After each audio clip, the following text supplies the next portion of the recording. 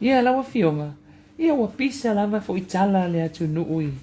Whapea o se fono tanga sa Fiame manisi o whaamasino si nia le whaamasinonga. O le asa o fina ngalo i le atu ulanga awa o le alo atu le lo tea le whaamasinonga o bata upu nei o le whainga palota. Ua tele whamtalanga i le lato fino ingana. Ia te awai. O ia o te tonua tuto tasi o whamsinonga. Tu pe ia lato, whai le lato amiton. Al tala lea e le se tala, vo le so solo. I le tūlanga ua vai e tangata. O te tamu faia. E se ro ma whau mera. Tu pe whamsiu. Whai latu a me ton. Ma latu tutotas. E tūlanga lava ia la me ton o whamsiu. E loa al whamsino se mea wana se wan whaia. E o ko meki al whamawai. E o ko meki ai masi fo i le tunu unei. E le ai se mea lilo. Kua le ai e ma se mea lilo. E le vai fo la ona nofo tangata o le tunu unei. Ai kula i mai ni winga. Masalumia. Masalumia. Ola tunu nei, kwa le ai ma se melilo. In so kanga va balalaka. Winga o fa pena. Ola ye le tua na famsino. Ele so fa tangata fo se malayosis. Ya ta wai. La ye le ya mi tonu ma famsino. Ai loa al famsino. E lai le o tutotas. Kau whamawai? A whai le whamawai. Ia kia wai. Ia lono. Lai whamaonia. Ai mantuofo. Le aia se mea natia. Natia. E lo uma. La kungu ngei e lo se tunu e. E ma whai o ngai se mea. Ai a tau aia o tau whai. E tali tonuina, e tūro tasi o whamusnonga. The dignity of the court. The integrity of the court. The court system. La le walu mea e whasala lau lala. Le ale wha inga mai ngā lala. I whasala lau ngani. Ale tūlanga na o ale sa matau. Sa matau mele sa taun whai tete iai e sa whapito. Ena ua te tala mai el comité o COVID le whaamisiu sili. Ai whaitio. Sa lek kaun whaitio. A wā e winga le whaitio. O le winga le whaitio. Pei wholenga mai. Ai ranga upu le o se whainga whapokiki. E le aia ma se whainga whapokiki. A o le ka oko mai kua le winga upu. O le winga upu. E le mga alwhamsiu sile e sau whaila ngā mea kongo. O le e a fo e fast ia e whamsiu o iani.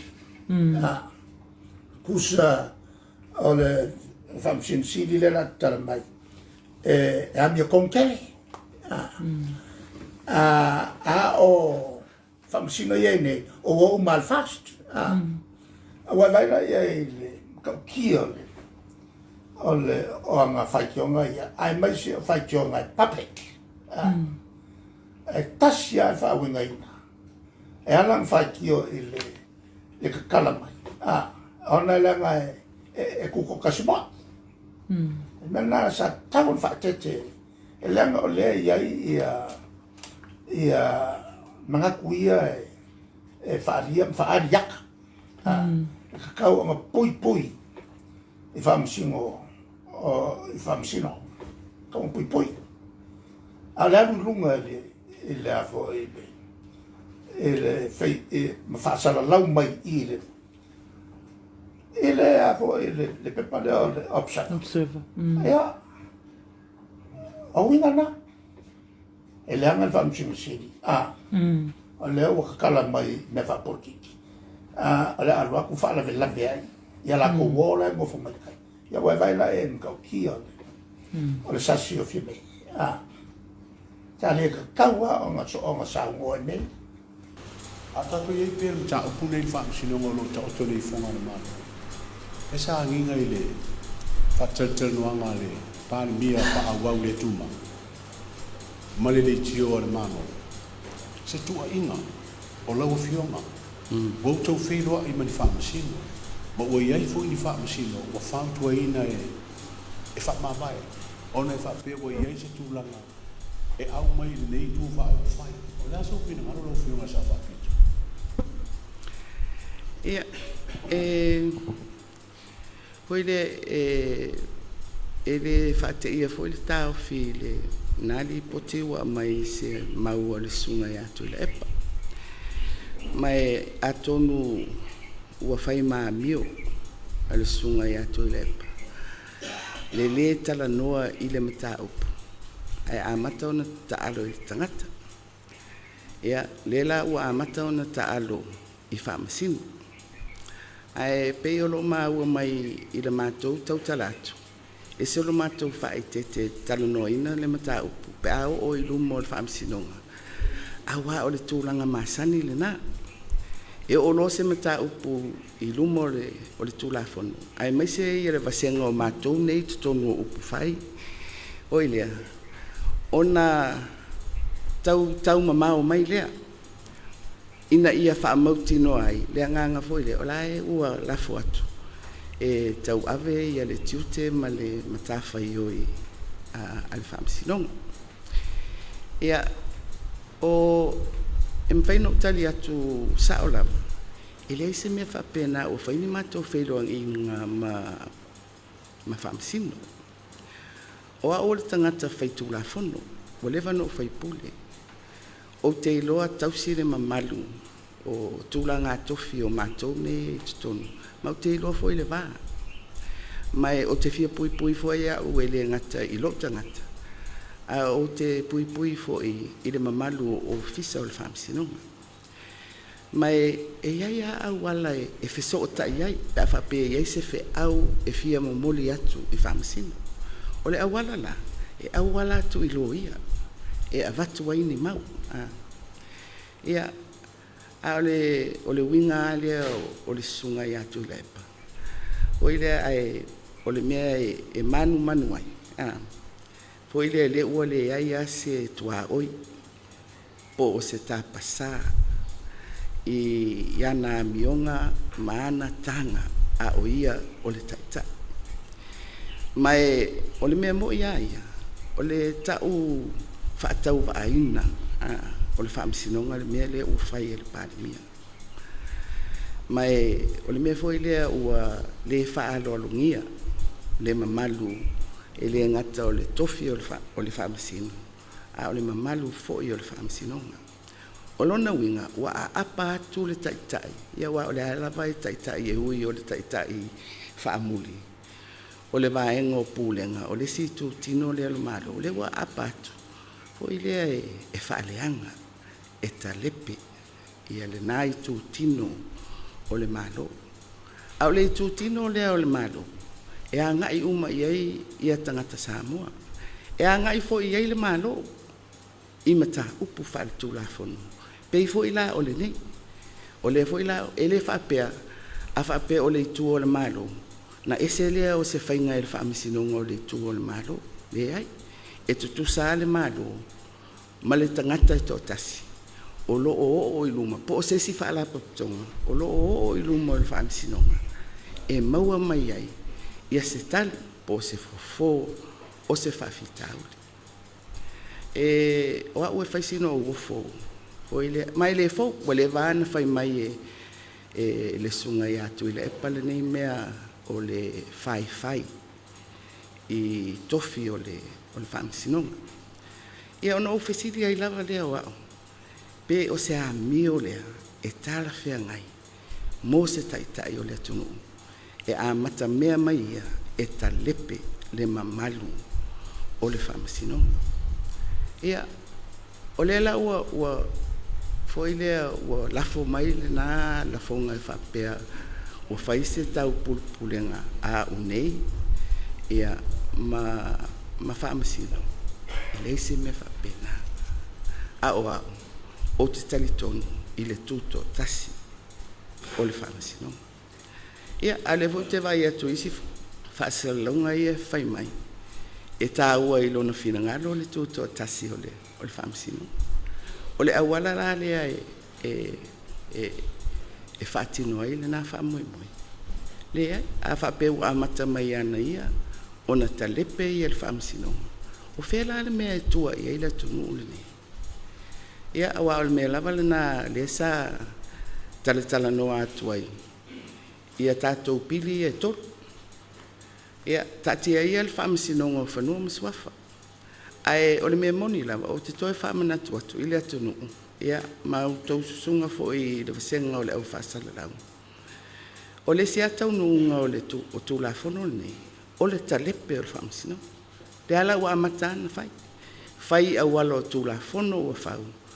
Whai awala i whaamatalanga e tau whaatau waai nai ia le whaamasinonga. Ia, e lela e whaapea mai. Foi lea o le tala noa mai ia le mātou vaenga e whaapea o le whai mai e fast ia whaamasino ne. Ia o te reilo ea. Pena pālota, po ai foi na pālota iai. Ai le o le aunga na a wa tofu tātou ma le ai atau e whaile tātou pālota. A o le tofinga o le whaamasino, ma le whainga o lana ngā ruenga. Ia, tātou te whaamoemoe uma. O lae e tapui e le tūlafono.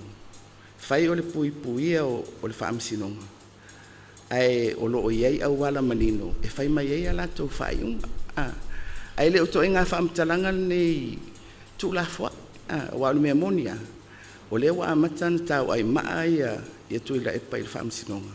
Ona ua le fia. Ua mai le whai unga le na whai i le vai aso le nei. Ua wha le au ngā ina i le tangi le na ave wha le au ngā ina i le tatalo atu o le vai ngā wha upu whai le nei le whaamasinonga. E wha amatala mai, ma wha amanino mai. Pe tala whea ngai ma le tūlafono whawae i le ngai o inga ma le whai unga a le komisina o whainga parota. Ia, o le la e pe poileo e pe ia ngai ia sauno anga le li palemia. I whaamasino ia i le whaamasinonga mawalunga le la a tangofia ia mata upune. Ia ma pe e whaafolinga mai ai. Fo ilea o le whaamoe le ia te ia o le whaamasino siri. Ia, ma whaapea mai ai o aule no whaitio i le whaamasino siri. I lona fo ilea tatala e se mai i le fo ilea quarantine. Ia, o au ia te le iloa ua tatala ia la fionga i le whaamasino siri. Nala no iloa whaasalaunga no spepa.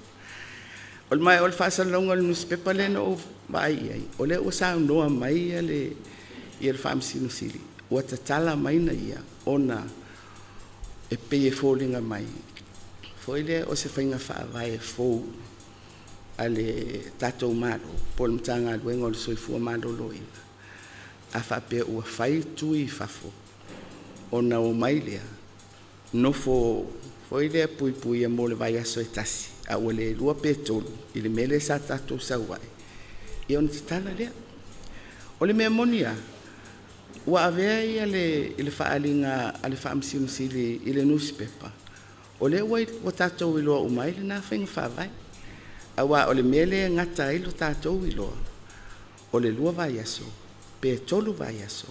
E nofo pui ai e malanga mai whafu. Ia, le tātou te iloa uma. O le foi e te leo whai atu foi se tala fatu. Las whaleile na te amai ai tua ia le fionga i le whaamisino siri. mawhai le whaamatanga. Ai astona ai. To a whai le whaatalanoanga a le New York. Le official soifua maloloina ma le tātou I tūtino lea e vaia ia le puipuinga I lalo tūlafono foi lea whaamalosia I whaalawelawe whafuase. Malongo mai ai la le whainga whaavai fau lea. Ia o le winga lau whamatananga. O te le I whaitio whaapea o te whaitio I le fionga I le whaamasiona sili. O lau whaitionga o le whaafolinga mai ua tūlanga ese se mea ua whaia mo le fionga I le whaamasiona sili. Lo le mea sa masani ai. Ona sa wai le whaamoemoe I lalo tātou tūlafono nei. Mai o le ano o ulo ua whio mai le whaamasiona sili. Ma le whau te iloa. A mai ai alona nofo puipuia. O le lava ia wanoa e ngā lue. I mata upu o le whaamasinonga. I mea nei o whai ngā pālota le na wha ngā tāna nafi. I a tālo sanga fo I o tangi e faasaga foi le I mata upu wha. O le alau te iloa. E a wanoa lava ia le fionga I le whaamasiona sili. Ana ele o le mea na e whaalawelawe I lo tāwhi. O le mea na whaalawelawe I lo tāwhi. O se waainga ua ese se mea ua whai. Ona o le whaamasiona sili pea. I le mea masani a le whai. E pe I tūlafono. Ai le tutusa le whaongaina o tūlafono mo tangata uma. Ia e pe lau te mana o e whaamanino I le nā mea. Ai pe e whaafolinga mai le saunoanga le ri pāremi. O au te I le whaamasiona sili I mata upu tau pārota le ai le sao le mea le nā. A ua fo I mai ia le fionga I le whaamasiona sili. Ua mai ai a tūlanga o lo mana o mia le tūlafono I lalo le COVID. Ia, e le se mea e a whai nai. Ia le whaawau ma le whaatino o lona tiu te whaamasino I tutonu o le ngādua ngād whaamasinonga. Ia, a foi lea e pe o le a whaatupu se olo. E whaila o ia I maisi whaamasino. A pe e whaafolinga mai. I le vāoa o le nei. Ia, ma le fionga I le whaamasino sili. E leo le nā. O te whaatuatua ina fo I le fionga I le whaamasino sili. E mawhai ona whaatino lana ngāruenga o le whaino o mau atu ia lana whaalinga le nā mai ia avatu pe le whaatuatuanga o le atunu. O lai whai le ngāruenga le whaamasinonga. Mai e leo se ngāruenga whai tōtasi o le ngāruenga o le atangofia e le laulau o le whaamasinonga mawalunga. Mai tātou te whaamoemoe uma po whea le tū. Po le tūra nei, po le vaenga whaupwhaia le HRPP, ia po le tautua foi o le tau mau atu o la foi e imta upo le ale tautua. E tasi al whamoemoe, o le awhai, le tiute, ma le ngāruenga, o le I tūtino lea o le malo, ma o se I tūtino e tūto tasi e se mai. Na o avele nei I awanoa, foi le momoli atuai le sunga I atu I la epa. Ia, tatia ia le whaamasinonga. Tatia ia le whaamasinonga e au mai le whaiunga. A ua momusu e whaile whina ngalo le atunu. I le whaiunga o le pārata. Ia, oi e tātou te tua ia, tātou te tua I le whaamasinonga. O te mana o e tūli loa le mta upu lea o saunoanga a tuila e pai I le whaamasinonga. Ma o le mea moni. Na o fesili I lo ia. Po le ale sa o o I leo le tūlanga whaare tūlafono o ia to e ngā lafoga ua tau valea I nai, pe tau maua lalo I nai, ia whaamasino ma le whaamasinonga. O le tali a le tele o lo ia na whai mai a tau, o lesi lea tiu te o le lo ia sili al malo, o le pui puia o le mamalu, o ali imtama I tai o le whaamasinonga. Ai pangalea, le ai a se leo o ali ai mai. Mai o le upu whaapirtania foi lea, o le mea lea ta o le contempt of court, o lea wha ngā solo le mta upu I luma o le whaamasinonga, ai iei la fonga whaapea a se tai. Mai o le mea monia, e te tau ona sa ili, po le ale whainga e whaia, awa atu ufau le tu inga mea o le atupu maola I mafa ufau o tangata Samoa e sa o le mea tuila e pale fai ai le sa e le tai sa o tusa o le ua whapea mai tuila e pa a o pule a uia e talepe le malo talepe ai le o se malo na fau e tuila e pa o le malo le nei na fau e o tūtua a mo tātou mātua e whaavai I lunga o le tūlafono ai lea ua tau solo mua na ia o na ia talepe ia fia momoli atu le whaau le nā I le nei whaatala noanga o tātou whaia ia Samoa manuia lau whaafonga ma lau sirisila mai ia tātou toa pele tai o whainga pālota ma tātou whai unga o le mea masani ai ai ni toa lea ua iei le au wala o saunia mo tātou tau wala lea I le tūlafono ia soifua mai e manuia